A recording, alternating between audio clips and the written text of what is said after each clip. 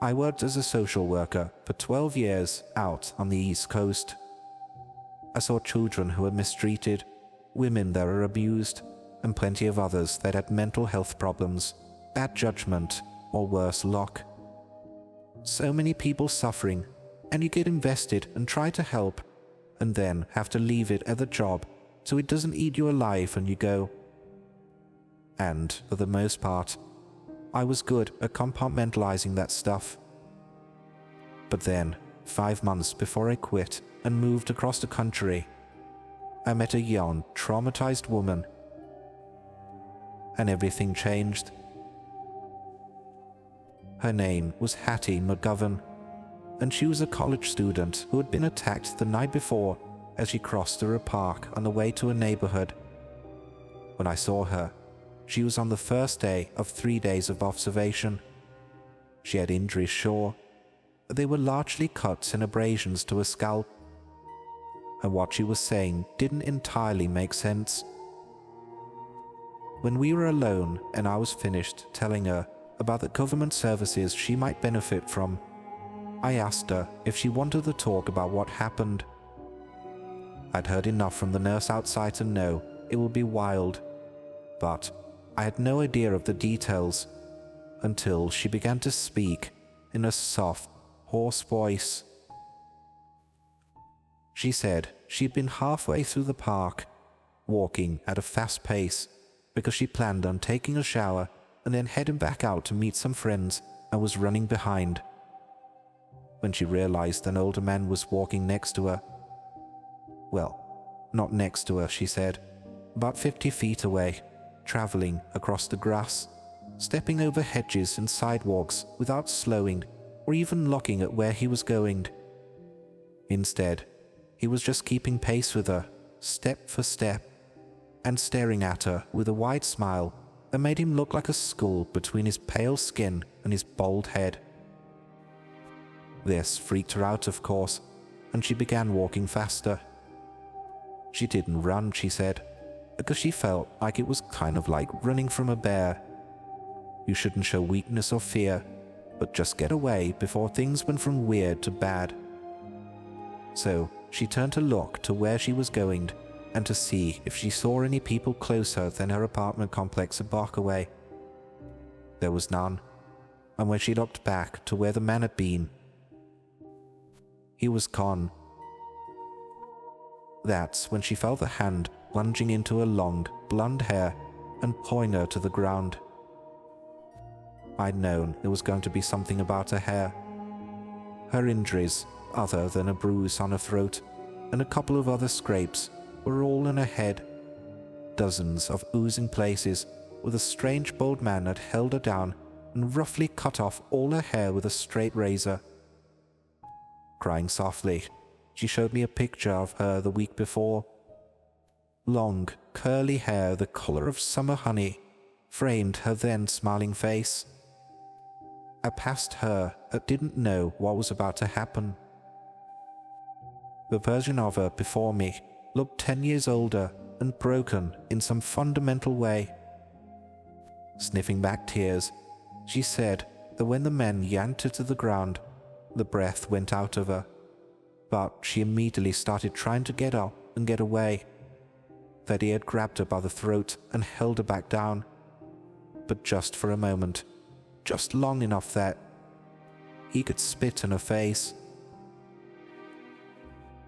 Hattie said it made no sense, but after he did that, she couldn't move anymore, not at all. The girl told me the doctors had tried to say it was shock or fear, but she said that was nonsense. She was paralyzed by the thick, foul-smelling wad he'd spat onto her face, and even him producing the straight razor from a hidden pocket didn't get her moving again beyond the hammering of her heart. He never said anything, just smiled as he began gripping handfuls of her hair and scraping them off her scalp. I asked her if it hurt, and she gave me a warty laugh. She said that sure, it did, but that wasn't the worst part. I was feeling so violated and having a part of her taken away even more than the fear of what he might do to her after. That feeling had been the worst.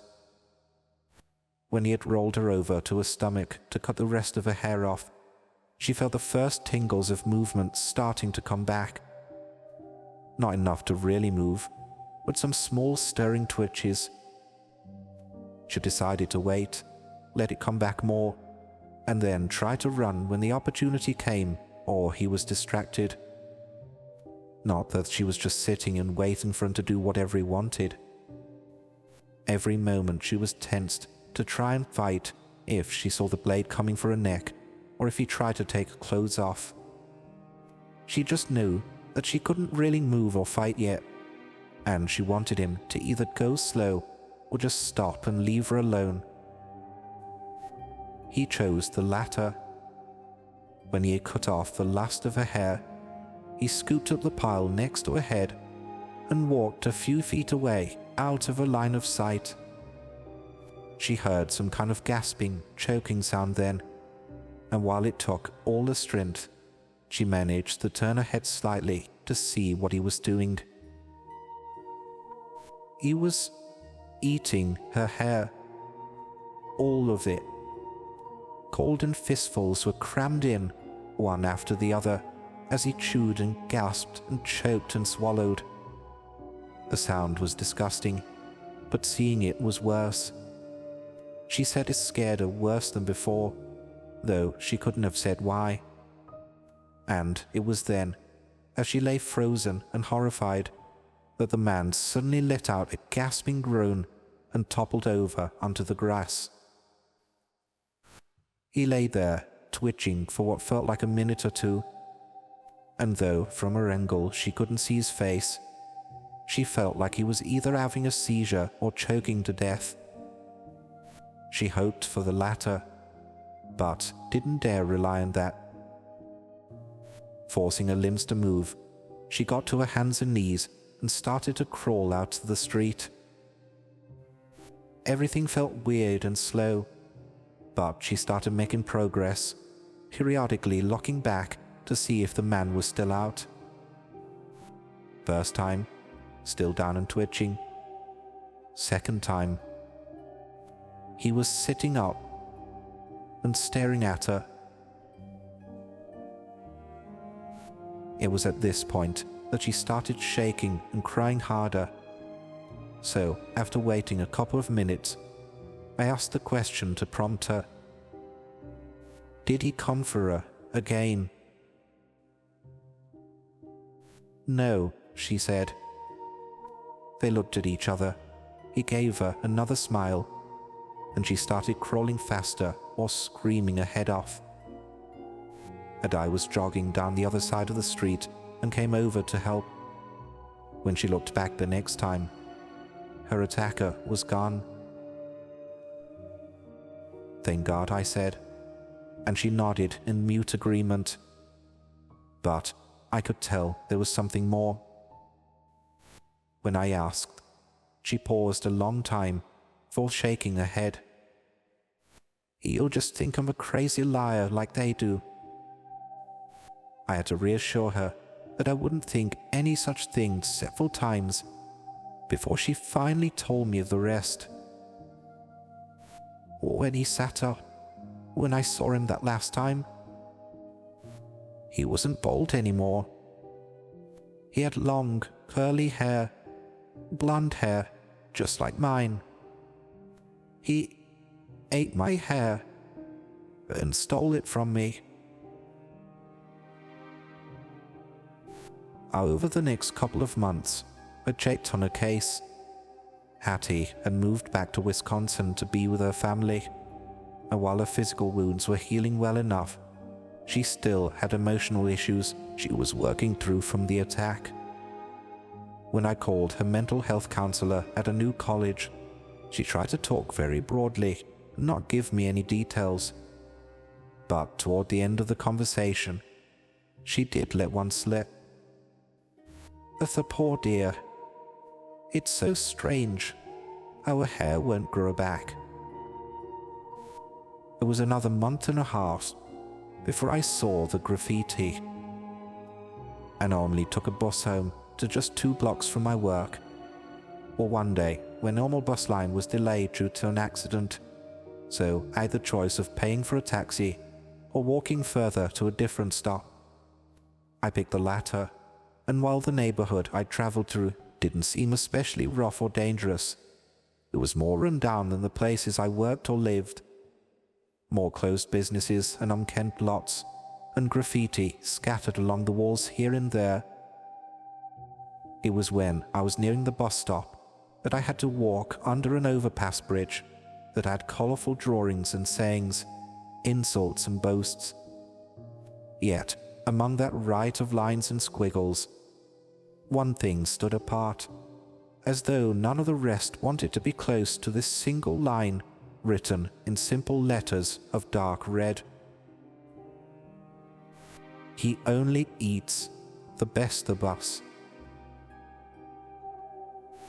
A year earlier, I would have laughed at the line, wondering if it was a social commentary or a line from a movie. But, walking through that patch of shadows as the words burned down at me from above, my mind immediately went to Hattie, and I walked faster until I reached my stop. When I reached it, I looked back, and that's when I saw him. A thin, pale man with blonde, glowing, blonde hair. I might have let out that little scream right then. I don't remember. I do recall turning back to the street, thinking I needed to call a taxi or get someone's attention, when I saw the boss turning the corner a block down, and I nearly cried in relief. Running to meet it, I jumped on as soon as the doors opened, and when I looked back, I saw no sign of the man anywhere. Heart pounding, I scanned my pass and took a seat in the middle of the bus. It was only half full, but the comfort of being around other people, even total strangers, was undeniable. I felt like a gazelle hiding in the herd from a stalking lion. The dramatic flair of the thought made me laugh. Wasn't I overreacting? Had I really seen the man, or had I just imagined it because I was tired and taking a strange route that made me uneasy? Glancing at my phone, I guessed my nearest stop to home would be about 20 minutes away. After a moment's debate, I set my phone alarm for 15 in case I dozed off, though as seemed unlikely given the panic I'd felt a few moments before. I might not ever sleep. I woke up to words being spoken right next to my ear. "You have lovely eyes." I jumped to my seat and started to turn around when I froze. The evening had fully come on by now, and the windows of the bus were all black with the grown night outside. In the reflection of the window closest to me, I could not only see myself, but who had spoken to me. It was the old, blonde man, leaning against my ear like a whispering lover. In the reflection, my terrified gaze found his milky eyes, hanging like infected moons above his sickle smile. He held me with that look for a moment, before rasping out the words again. "You have lovely eyes." My fear broke the spell this time, and I jumped out of my seat and rushed to the front, yelling for the driver to let me out. "Let me out now, goddammit." Looking surprised and irritated, he pulled to the curb, even as my phone alarm went off. I was just 2 blocks away now, and I wasn't above running the entire way. So that's exactly what I did. I jumped off the bus as the doors opened, pulling off my heels and running barefoot down the sidewalk for 2 blocks to my building. I never looked back the entire time, and it wasn't until I was behind my door and the deadbolt was thrown that I took a breath or dared to look back out through the peephole.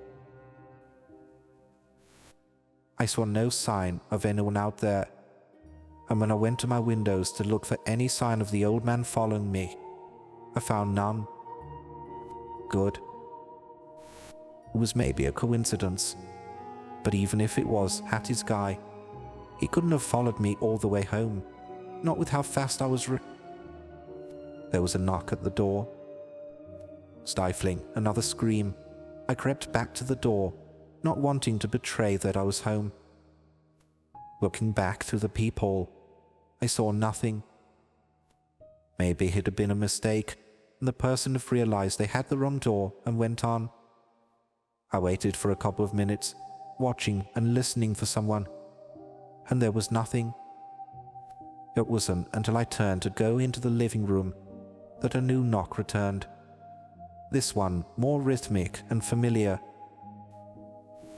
Knock, knock, knock, knock, knock, knock, knock. I gave a shudder as I recognized what that was. Shave and a haircut, 2 bits. Biting my lip, I went back to the door and stared out again through the hall. There was still no one out there that I could see. Not that I was about to open the door to fully check. What if they were just standing to the side, waiting for me to crack the door? I debated calling the police, but I wasn't sure what to tell them, or if they'd even come for something so small. So instead, I called the building's handyman, George. Told him I thought a creepy guy might have followed me into the building, and now someone kept knocking on my door. I asked him did he mind coming up and just see if he saw anything. He sounded sleepy and irritated initially, but when he heard the fear in my voice, he said he'd be right there. Less than 5 minutes later, there was a new knock on the door. This time, it was quickly followed by George's voice. "Miss Costello, there's no one out here now. I'm going to double-check the other doors, but I think you're okay. Someone did leave you something out here, though." I unlocked the door and opened it partway. "Left something? What?" George pushed the items to the crack and handed it to me. "There. That's for you, I guess. I think you're okay. But you be careful, okay? There are some bad things out there." I noticed that he said things instead of people, but I let it pass. "George, is something wrong?" He looked a little paler as he forced a smile and shook his head, never raising his eyes to me. "No, I think everything is okay. Just keep your door locked, okay? And let me know if you have any more trouble. I got to get back downstairs." I thought about reminding him to check the other floors, but then he was gone. Shutting the door back and locking it, I decided it didn't matter. I had a feeling he wasn't going anywhere except down to his own apartment to turn his own deadbolt. That feeling only grew when I turned on the light and looked more closely at what had been left for me. Maybe it had been a mocking threat or a warning, but I knew what it felt like. A promise. So, the next day I gave my notice and moved most of my stuff into an extended stay hotel. 3 weeks later, I was driving a moving truck across the country to my new home. The first thing I set out in my new house was the gift I got that night. I hate looking at it, but I need to see it, be reminded of it, like a head or heart full of scars, or the red letter scrawled underneath a bridge. It warns me to never let my guard down, to never assume that the darkness has nothing but empty fear waiting for me in its depths.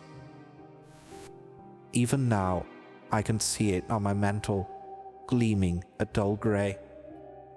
I think it's made of pewter, and it feels very heavy and old the few times I've been able to make myself touch it.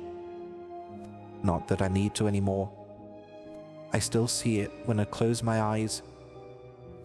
A thick-handled metal spoon with a deep, round ball that tapers to a sharp edge on the outer rim. Not by initial design, but by use of whetstone or a grinder. It's more of a razor now, hard and cold and bitingly thin, shaped for cutting and digging. And I know, without checking, that if someone were to stick it into my eye socket, they could slice through the lid and scoop up my eyeball like a bit of overripe melon. My hands are shaking as I tell you this.